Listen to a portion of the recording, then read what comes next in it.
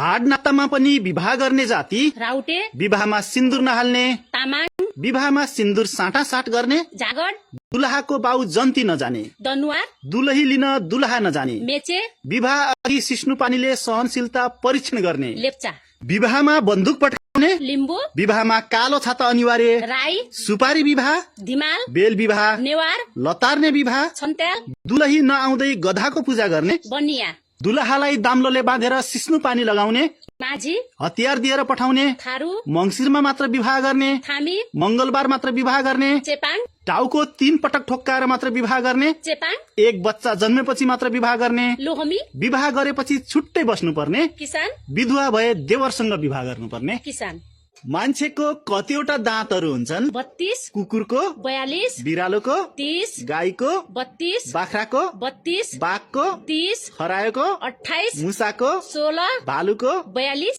हाड नातामा पनि विवाह गर्ने जाति, राउटे, विवाहमा सिन्दुर नहाल्ने, तामाङ, विवाहमा सिन्दुर साटासाट गर्ने, जागड, दुलहाको बाउ जन्ती नजाने, दनुवार, दुलही लिन दुलहा नजाने, मेचे, विवाह अघि सिस्नु पानीले सहनशीलता परीक्षण गर्ने, लेप्चा, विवाहमा बन्दुक पट्काउने, लिम्बू, विवाहमा कालो छाता अनिवार्य, राई, सुपारी विवाह, धिमाल, बेल विवाह, नेवार, लतार्ने विवाह, छन्त्याल, दुलही नआउँदै गधाको पूजा गर्ने, बनिया, दुलहालाई दाम्लोले बाँधेर सिस्नु पानी लगाउने, माझी, हतियार दिएर पठाउने, थारू, मंसिरमा मात्र विवाह गर्ने, थामी, मंगलबार मात्र विवाह गर्ने, चेपाङ, टाउको 3 पटक ठोक्काएर मात्र विवाह गर्ने, चेपाङ, एक बच्चा जन्मेपछि मात्र विवाह गर्ने, लोहमी, विवाह गरेपछि छुट्टै बस्नुपर्ने, किसान, विधवा भए देवरसँग विवाह गर्नुपर्ने। किसान, मान्छेको कतिवटा दाँतहरू हुन्छन्? 32, कुकुरको, 42, बिरालोको, 30, गाईको, 32, बाख्राको, 32, बाघको, 30, खरायोको, 28, मुसाको, 16, भालुको।